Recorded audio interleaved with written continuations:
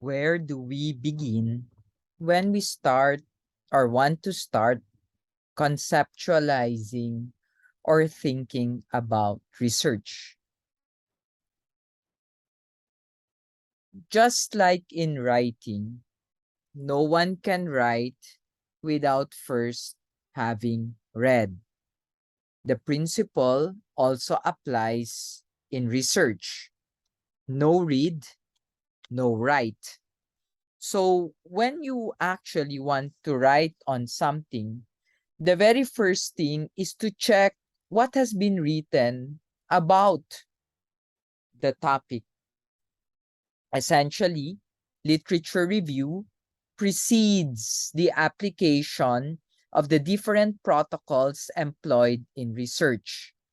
When we say it precedes the different protocols, that means even before you do anything, write anything, it all begins with reviewing existing literature. In that sense, the literature review is an activity which precedes any protocol in the research process, and also at the same time is a product that will eventually be used to strengthen the research process. By building an information base, we would find it easy to navigate the direction of the study depending on what has been done or can be done in the study. Without that information base, we will be at a loss on how to proceed or even on how to conceptualize the study. Yes, in academic writing, more than having a personal opinion or insight, it all begins with what other people had said. No researcher, no academician for that matter, can actually claim to have generated his understanding in and by himself. Whether we like it or not, we stand on the shoulders of giants. And whether we like it or not, we will always be indebted to them.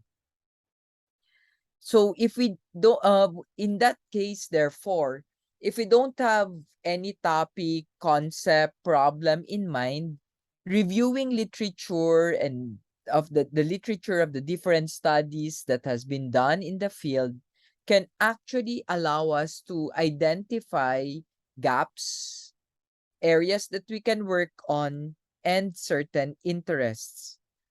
But if we have a problem in mind, then the literature review can actually help us conceptualize and operationalize the research concept. There are two words uh, that have been underlined here, and they're worthy of consideration. One is conceptualize, the other is operationalized. So in the advent that I already am able to identify a specific problem that I have in mind, the next thing I need to do is this to conceptualize that problem. Conceptualization, from the Latin word conceptus, which is translated into the English concept, but also conception, literally means to construct or to give birth. No? And conceptualization, conception for that matter, is arrived at when we clarify the different and the nuances in concepts or in understanding. More than anywhere in academic writing, we need to be able to distinguish concepts. When one scholar uses a word like learning styles, or in philosophy like the word being, or even the word theology, or even in military science, the word doctrine. People and scholars are not using these words univocally, as if there is a single definition that once we understand this word, we've already understood this word. That's not really the case. Scholars vary in their understanding of concepts, even if these concepts utilize the same words. So conceptualization allows us to nuance the topic that we want to work on by distinguishing a particular tradition that we want to hinge ourselves into, by knowing whose idea of these topic we resonates with us, or we find more applicable in our field of concern. But once we find the concept that resonates with us, we go now to the second underlined word, which is operationalized. It's not enough to simply have a concept, whether we like it or not, as our research paper is limited to a particular number of pages.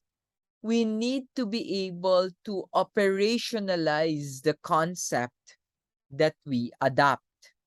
Operationalization, in a way, is a concretization of the idea that we were able to harvest from multiple journals, books, or literature. So if we don't have a problem in mind, the literature review will allow us to identify a topic or a problem. But if we have a problem in mind, the literature review will allow us to clarify what we mean by this topic, but not just clarify what we mean by this topic, allow us to also define which philosophical, theological, educational, or even military science tradition we are in fact using these concepts. And once that has been done, we can in fact even concretize it by trying to operationalize what we mean by this term. Of course, this operationalization is also what comes into the definition of terms, just in case your research format would demand a definition of terms. So in the definition of terms section, we don't just put dictionary definitions, but operational definitions, which means definitions of certain concepts and words as we use it in the study. There are two approaches to literature review, a priori and a posteriori. In the a priori approach, you just have to read anything and everything that is related to your topic. You just hit everything and anything. But once you already arrived at the topic, then you can implement the a posteriori approach, which means that you can now delimit your reading to only those that are related to your research problem. And there, you become more specific and more detailed about your understanding of the topic. So the quantity and the quality of the literature that is being conducted will depend largely on the extent of problem blindness that we actually experience. In any case, it would be worthwhile for those who belongs to the old school uh, to use a shoebox. Here, you can need an index card and write the author, title, date and preference, place of publication, citation from the materials reviewed, and the page from where the citations were lifted. In the more than the old way of doing literature review, we focus more on how this particular literature contributes to the clarification or even to the direction of the study being made. So we're not simply reporting annotations of the literature, we are reporting specifically how a particular literature is useful for the study. Of course, we put these index cards in a shoebox, but that has been the case when we were young. Another alternative, of course, and this is what is being recommended, especially for the young ones, ONES, is to build an electronic database, and we can use instead of a shoebox method. And of course, I suggest the usage of Zotero or Mendeley. And you can actually check YouTube or even the internet about how to use Zotero and Mendeley, and the choice is actually yours. So the problem most researchers encounter is how to organize the review of related literature. And here we go to the product side of the activity. As the product side, the review of related literature is a documented, extended essay that answers your specific research questions without the actual findings yet. In short, it's like the library research answer to your questions. It's very important at this point to see that the literature review somehow preempts already what you will find in the study based only on the available library resources that you have, such that if you're interested to even know the weaknesses of a particular capability or a particular dimension, it's very important that your literature review identifies already for you what weaknesses has been encountered or what weaknesses have been encountered in the different researches around the world or even in the area that you're interested in, so that it doesn't happen that the researcher is totally clueless about what answers to expect. In a way, the literature review provides you with the idea about what possible answers can come out. Of course, while these somehow preempts what can possibly come out, you'd realize later on that uh, that the literature review also, in some cases, constitutes the conceptual and the theoretical framework, which are actually the lens by which we will approach the study. So that even for researchers that needs to provide some material to develop or policies to suggest or even interventions for that matter, even these materials to develop, even these policies or even these interventions must have already been sourced out from the literature as a form of best practices. So that here you'd see why the literature review, in a way, is a preempting of the research. As such, you'd see that that the literature review, as well as the theoretical framework, or even the conceptual framework, for that matter, for those who do not have a specific review of related literature in the research format, uh, it's still problem driven. And when we say problem driven, then you'd see why the statement of the problem and the literature review are actually written side by side in a pendulum matter, so that The problem defines what literature is searched and vice versa in a pendulum matter. But also, as you expand your problem, then also the thematic organization of the problems are laid down. It is written following the logical flow of the problem, wherein the relationship of the materials being reviewed to the problem being investigated are actually articulated. Actually, it's also worth saying that the key terms are also worth mentioning. The key terms in the statement of the problem should have corresponding conceptual support in the RRL. So it's worthwhile then to make an initial outline of the review of literature by identifying the main headings and subheadings following the logical flow of the specific problems. After doing this, simply fit in the reviewed materials to match the outline. So for example, no, that would mean that if you have three specific problems, then you need to have three main headings for your literature review or for a theoretical framework.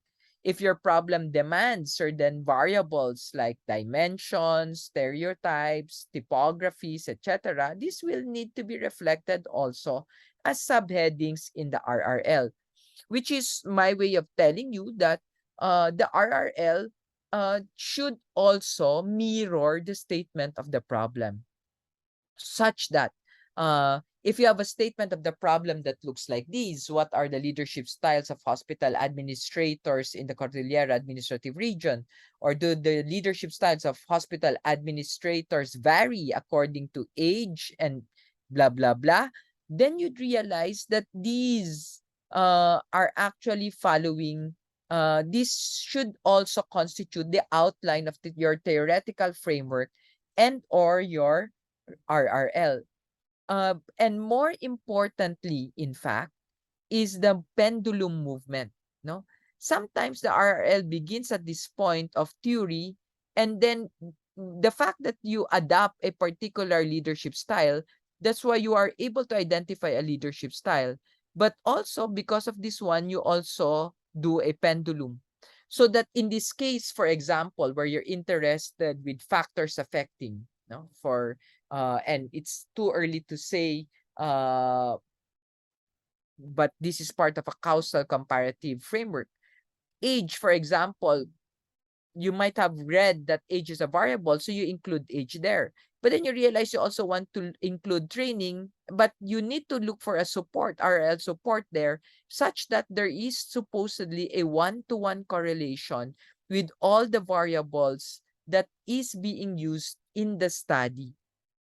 In that case, therefore, you cannot put in the statement of the problem details that doesn't have a literature review. So for example, you wanted to ask what policies can be suggested or what interventions can be developed. Then you need to have literatures that provides you already with a benchmark for interventions or a benchmark for policies or a benchmark for weaknesses, areas for improvement, challenges, and things like that. Or even in this case of the example that you have in front of you, we cannot actually put the type of hospital managed if we cannot provide a study that actually said the type of hospital managed does affect leadership styles. Now, the more important thing is that we're concerned not with actual direct literature, but related literatures, which means when you say related literature, it's possible that your topic sounds like what is working on or what the researcher is working on, but it's not directly what the research is working on. That will already constitute a related literature. So that, for example, there are researchers that say that there are corporations the size of which can is a variable to the leadership style of the managers of that factory or corporation, then that is sufficient literature already to actually support why the size of hospital managed is being considered in this study. So that's what it meant to argue for related literature. No? For example, in the military, if this is actually the study that is being made, uh, then we can demonstrate, for example, more clearly what we want to look at. So, for example, what is the status of the Philippine Army warfighting capability in terms of doctrine, organization, and personnel? Then you can see why the literature is warfighting capability of the Army. Well, yes, the interest is Philippine Army, but in the literature review, while we do a global to local movement in terms of the writing of the concepts, or in terms of conceptualization, we also need to look at alignment in terms of concepts, no? So that even doctrine, organization, and personnel are actually the dimensions of warfighting capabilities are there in the RRL only as a support to the statement of the problem.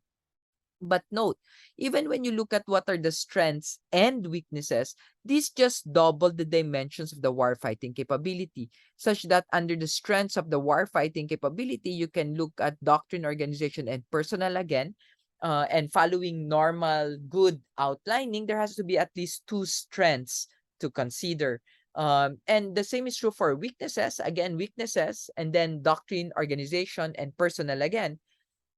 And then for interventions, the interventions has to be the interventions must be done also following doctrine, organization, and personnel, that movement. So you see the alignment already between problem number 1, problem number 2, and problem number 3, which you would see is very important in the succeeding recordings. So once done, the review of related literature should not be dismissed as simply an accomplished chapter or section of the paper.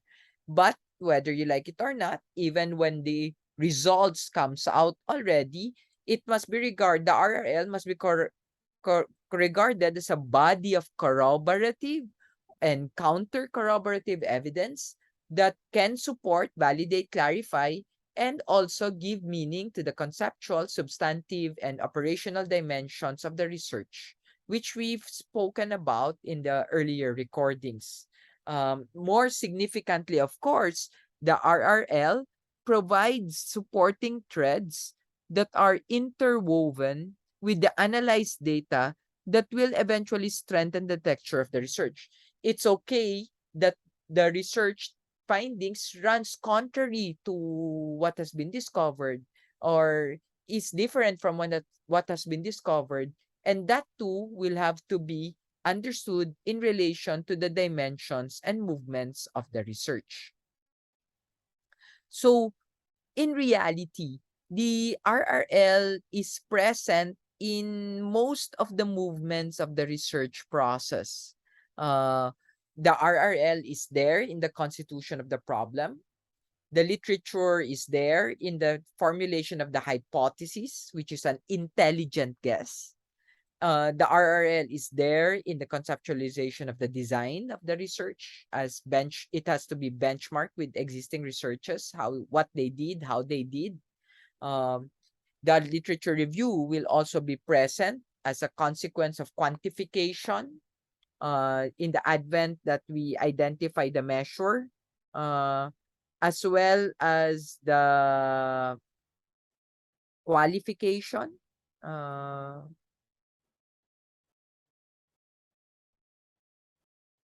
and then the literature review is also there in the RRL, no? In the analysis of the study, in the case or in the advent that findings come out already.